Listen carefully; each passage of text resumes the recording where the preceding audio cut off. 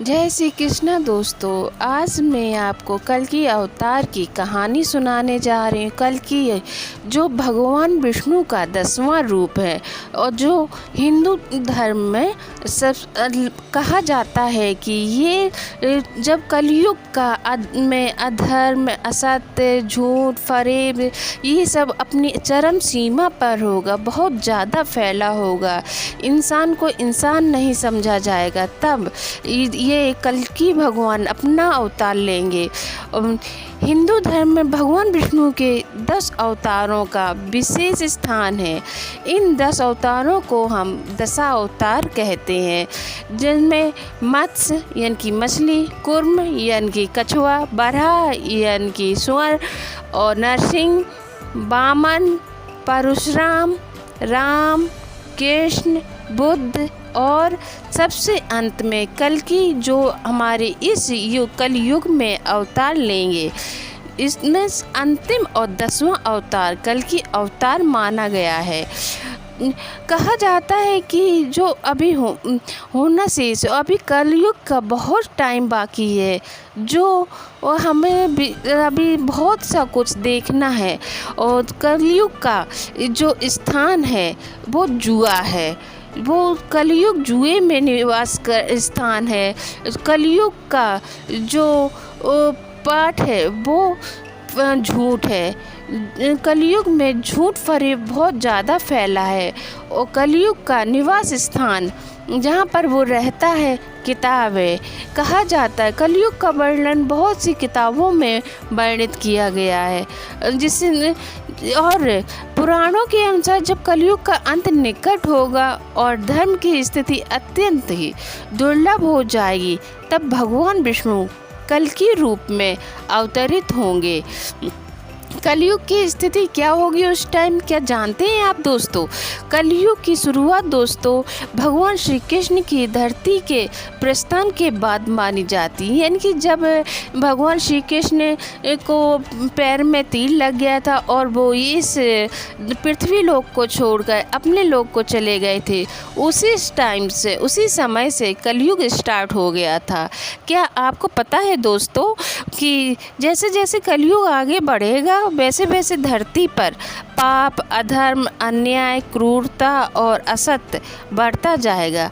दोस्तों आपको मेरा ये वीडियो अच्छा लगे तो लाइक और शेयर अवश्य करें और कमेंट में जय श्री हरि विष्णु अवश्य लिख दें।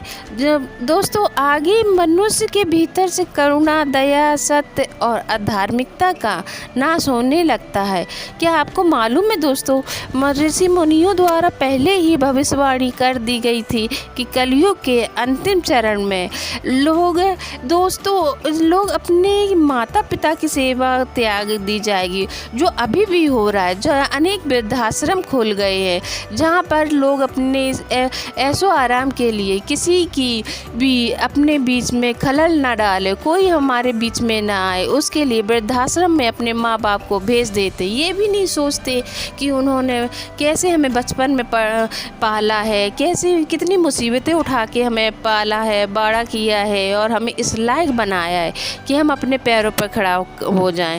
फिर भी उन्हें अपने ऊपर बोझ समझने लगते हैं और उन्हें वृद्धाश्रम में छोड़ आते हैं। धन के लिए लोग अपने सगे संबंधियों को ही धोखा देने लगेंगे, जो अभी भी देते हैं संबंधियों को। अभी तो ये मतलब कम है, शुरुआती है, आगे आगे ये बहुत ज़्यादा बढ़ जाएगा। लोग अपने ही अपनों को मारेंगे, धर्म का स्थान केवल आडंबर ले लेगा।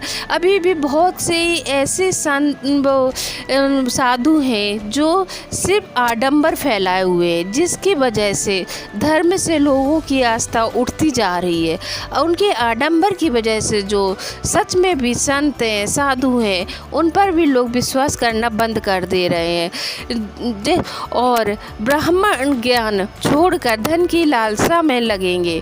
ब्राह्मण है जो ज्ञान पहले शिक्षा दी जाती थी गुरुकुल में, और वो अपनी भिक्षा मांगकर अपना घर चलाते थे, लेकिन अब वो धन की लालसा में अपने कर्म को छोड़कर केवल धन की ओर बढ़ेंगे। उन्हें ज्ञान से कोई मतलब नहीं है।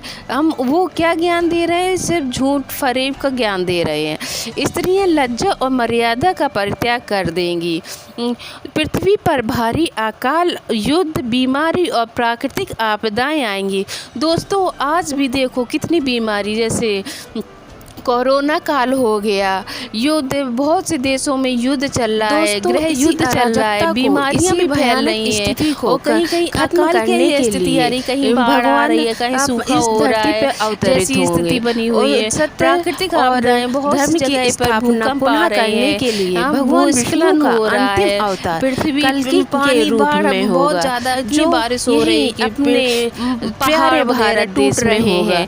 कल की अवतार का आगमन पद्म पुराण, भगवत पुराण, विष्णु पुराण और भविष्य पुराण में कल की अवतार का विस्तार से वर्णन किया गया। दोस्तों कलयुग में के अंत में संभल ग्राम, जो उत्तर प्रदेश में माना जाता, जहां अभी कितना अहिंसा हुई थी, कितने उसमें राजनीति खेली गई थी अभी, और हिंदू मुसलमानों का मुद्दा उठाया गया था, वहाँ पे विष्णु भगवान जन्म लेंगे कल्कि के रूप में। विष्णु यश नामक एक धर्मात्मा ब्राह्मण होंगे जो जिनके घर में वो जन्म लेंगे। विष्णु यश बहुत ही धार्मिक प्रवृत्ति के होंगे। उनकी पत्नी का नाम सुमति होगा और उनके घर में जो पुत्र जन्म लेगा वही होगा कल्कि। कल्कि उन्हीं के घर में जो बहुत ज़्यादा धार्मिक हो गए, और वो अधर्म तो उस टाइम पे ये समझ लीजिए आपकी बहुत ख़त्म ही हो चुका होगा। जो बहुत ही कम लोग बचे होंगे जो धर्म को अब मान रहे होंगे। अच्छा दोस्तों, जब यह बालक जन्म लेगा तब चारों ओर अलौकिक घटनाएं होंगी।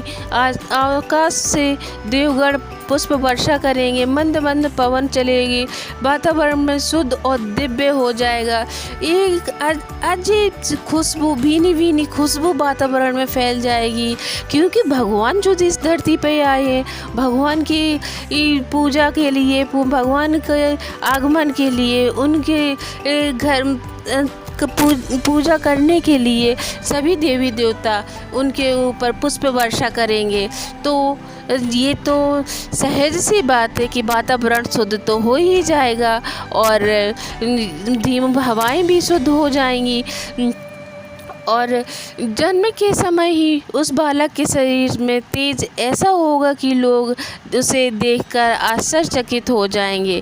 लोग देखकर कहें ये कैसा बालक है, कैसे बालक ने जन्म लिया, क्योंकि किसी को पता तो नहीं होगा ना कि भगवान ने जन्म ले लिया है। जैसे सभी लोग देखकर उसे आश्चर्यचकित हो जाएंगे। भगवान शिव से शस्त्र विद्या, दोस्तों और कल के भगवान शिव से शस्त्र विद्या सीखेंगे। जब कल की भगवान बालक थोड़ा के रूप में जो जन्म लिया है, तो वो थोड़े जब बड़े हो जाएंगे तब वह तपस्या के लिए वन में जाएंगे और वहाँ भगवान शिव की कठोर तपस्या करेंगे। भगवान शिव उनकी भक्ति से प्रसन्न होकर उन्हें दिव्य तलवार रत्न प्रभा देंगे और उसे युद्ध कला, नीति और शास्त्र विद्या का ज्ञान कराएंगे। भगवान शिव कल्कि को आशीर्वाद देते हैं, हे वत्स, तुम अधर्मियों को, असुरों और दुष्टों का विनाश कर पुनः धर्म की स्थापना करोगे। तुम्हारा नाम युगों तक स्मरण किया जाएगा। दोस्तों भगवान शिव उन्हें देवदत्ता नामक घोड़ा भी देते हैं। उन्हें भगवान विष्णु के वाहन गरुड़ के अतिरिक्त कल्कि को एक दिव्य घोड़ा भी प्राप्त होगा जिसका नाम देवदत्ता होगा। इसकी गति, इस घोड़े की गति बिजली की गति से दौड़ने के समान होगी। बादलों से भी तीव्र उड़ने की क्षमता रखने वाला होगा ये घोड़ा। इतना अधिक शक्तिशाली और तीक्ष्ण होगा। जिस घोड़े पर सवार होकर कल की पृथ्वी पर अधर्मियों, अन्यायियों और भ्रष्टाचारियों, पापियों और दैत्यों का विनाश करेंगे। दोस्तों अभी तो बहुत ही कम समय, वो सोच के ही हमारी रूह कांप जाती है।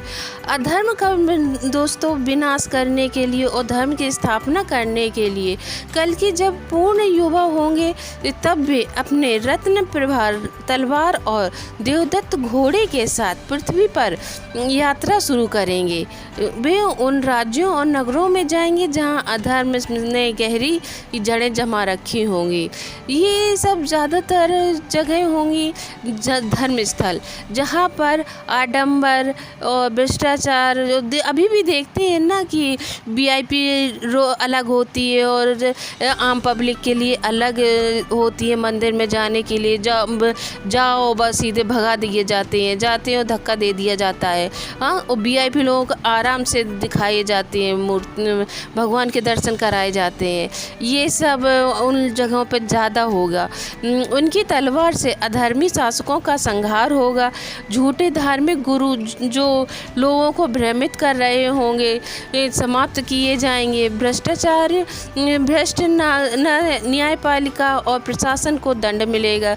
अभी भी जो घूस लेकर वहीं की वहीं, चाहे वो गरीब हो, चाहे कि लाचार हो, चाहे जैसे उसने वो किया हो काम या ना किया हो, फिर भी उसे दंड दे दिया जाए। बेगुनाह को गुनाहगार और बेगुनाहगार को बेगुनाह साबित कर दिया जाता। अभी भी ये हो रहा है। उसके ख़त्म करने के लिए दैत्य राक्षस असुर जो मनुष्य रूप में अधर्म फैला रहे होंगे। दैत्य राक्षस असुर और कोई नहीं होता, मनुष्य ही होते हैं। जिसके अंदर जितना पाप, जितना अधर्म बढ़ता है वो वही योनि में चले जाते हैं, वही दैत्य और राक्षस और असुर बन जाते हैं। उनका नाश करेंगे। एक एक करके कल की पृथ्वी को पवित्र और शांतिपूर्ण बनाते जाएंगे। सोचिए उस टाइम कितना अच्छा लगेगा दोस्तों, जब हमारी भूमि पृथ्वी एकदम पवित्र और शांतिपूर्ण हो जाएगी।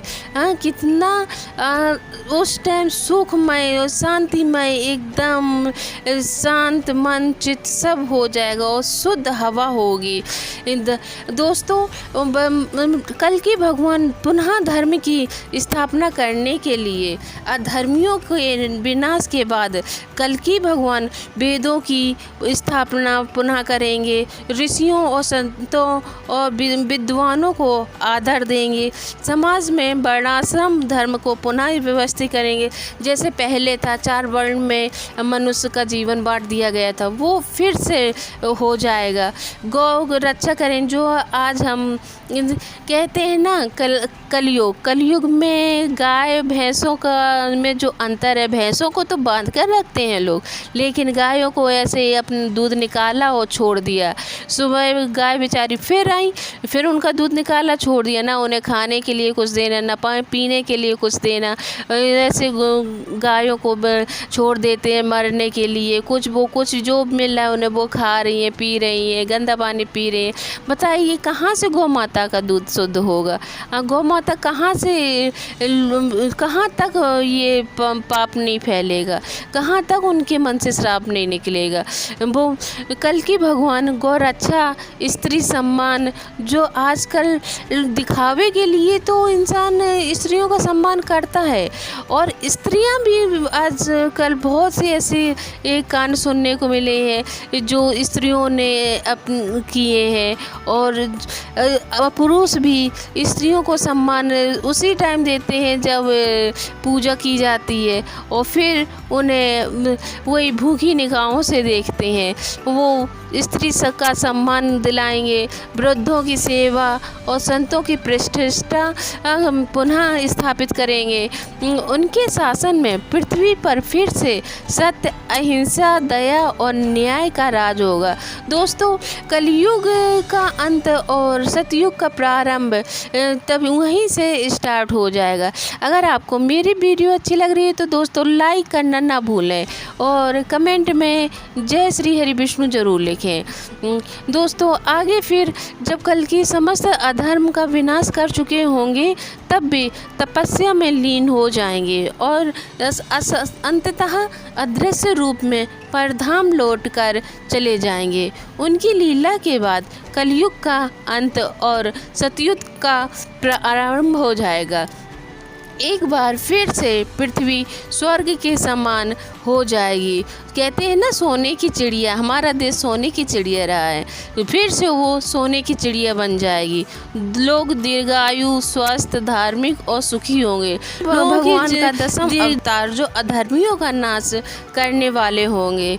विष्णु यश जो भगवान कल्कि के पिता एक ब्राह्मण और धर्मात्मा होंगे। सुमति जो कल्कि भगवान की माता होंगी। देवदत्त जो उन्हें भगवान शिव से दिव्य घोड़ा जो कल्कि को प्राप्त होता है वो होगा। रत्न प्रभा तलवार जो भगवान शिव से प्राप्त दिव्य तलवार होगी। उसी के साथ इन्हीं सब चीज़ों के साथ वो इस युग में आएंगे, अवतरित होंगे और कलयुग का समाप्त करेंगे। अश्वत्थामा, परशुराम, हनुमान कुछ पुराणों के अनुसार ये अमर योद्धा कल्कि के सहायक होंगे। ये सभी अभी भी अदृश्य रूप में पृथ्वी पर हैं। जब कल्कि भगवान अवतरित होंगे तब ये लोग भी आ जाएंगे और भगवान कल्कि की सहायता करेंगे। कल्कि अवतार के संकेत भविष्यवाणी पुराण में और अन्य ग्रंथों में बताया गया है कि जब लोग धर्म के नाम पर भी अधर्म करने लगेंगे, जब मांस भक्षण, शराब और वासनाएं सामान्य हो जाएंगी, इसकी कोई सीमा नहीं रहेगी, चरम सीमा पर पहुंच जाएगी दोस्तों। जब स्त्रियों और पुरुष के बीच मर्यादा समशेष नहीं रहेगी, किसी भी तरह की कोई मर्यादा नहीं होगी, एक दूसरे पर आरोप प्रत्यारोप करते रहेंगे, जब राजनीति पूर्णतः भ्रष्ट हो जाएगी और जो राजनीति में भी सिर्फ गुंडागर्दी और गुंडा राज रहेगा, सामान्य लोगों की तो वहाँ पर जाने की हैसियत ही नहीं रहेगी। जब प्राकृतिक आपदाएं बढ़ेंगी और पृथ्वी थर्राएगी, जैसे प्राकृतिक आपदाएं बाढ़, भूकंप और तूफान, ये सुनामी, ये सब बढ़ेगी जिससे पृथ्वी कांपने लगेगी, तब समझ लेना चाहिए कि कल्कि का समय निकट आ गया है। अभी दोस्तों समय नहीं आया है जो आप ये समझें कि नहीं अब ये सब हो रहा है, अब टाइम हो गया है कल्कि भगवान का आने का, अवतरित होने का। अभी तो कलयुग के कुछ हजार साल ही बीते हैं, अभी तो बहुत टाइम बाकी है। उनकी आध्यात्मिक शिक्षा कल्कि अवतार की कथा केवल दैत्यों के विनाश की कहानी ही नहीं है, बल्कि यह हमें यह बताती है दोस्तों कि जब समाज में अत्यधिक अधर्म बढ़ जाए, जब हर दिशा में अंधकार ही अंधकार फैल जाए, तब हम ईश्वर स्वयं प्रकट होते हैं। हम जब परेशानी में होते हैं तो सबसे पहले किसे याद करते हैं? भगवान को ही याद करते हैं। आप किसी भी धर्म के हो, जाति के हो, सभी लोग सबसे पहले अपने अपने भगवान को याद करते हैं। जिस भगवान को भी वो मानते हैं, जिस देवी देवता की भी वो पूजा करते हैं, वो उसे मानते हैं, उनको याद करते हैं। यह हमें यह भी सिखाता है कि कल्कि अवतार हमें यह भी सिखाता है कि प्रत्येक युग के अंत में एक पुनर्निर्माण की प्रक्रिया होती है। कोई भी चीज़ हो जिसको एक बार ख़त्म होती है तो दोबारा उसके जन्म लेने की प्रक्रिया स्टार्ट हो जाती है। जैसे मनुष्य इसे ही मनुष्य जन्म लेता है। हाँ, पेड़ पौधे जब बीज नीचे गिरता है तो वो अंकुरित होता है। हाँ, अंकुरित होकर धीरे धीरे बड़ा होकर ही वो एक पेड़ का रूप धारण करता है। हाँ, जो चीज़ का अंत होता है उसकी शुरुआत भी होती है। हाँ, जहाँ ईश्वर पुराने भ्रष्ट तंत्र को नष्ट कर नए धार्मिक युग की स्थापना करते हैं। जब भगवान कल्कि पुराना जो भी तंत्र मंत्र विद्या और जो जितनी भी भ्रष्टाचार है सब कुछ नष्ट कर वो धार्मिक युग की स्थापना करेंगे। जो एक धर्म को कब जन्म लिया था, जब बहुत ज़्यादा कंस ने अन्याय और फैला दिया था वह केवल दैत्यों का ही नहीं, मनुष्यों के भीतर छिपे दैत्यत्व का भी नाश करेंगे। उनकी तलवार न केवल शरीर को बल्कि पाप विचारों को भी समाप्त करेगी। कल्कि की प्रतीक्षा केवल किसी दूर भविष्य की घटना नहीं, बल्कि हर उस क्षण की प्रतीक्षा है जब हम अपने भीतर के अधर्म को छोड़कर धर्म के पथ पर चलने का संकल्प लें। दोस्तों, यह थी कल्कि भगवान के अवतरण की कथा। हाँ, एक जो हमने एक कहानी के रूप में आपको बताई है। अगर आपको ये कहानी अच्छी लगती है तो मेरे इस वीडियो को लाइक करें, शेयर करें और सब्सक्राइब करें और कमेंट में जय श्री कृष्ण अवश्य लिखें। राधे राधे, जय श्री कृष्ण दोस्तों।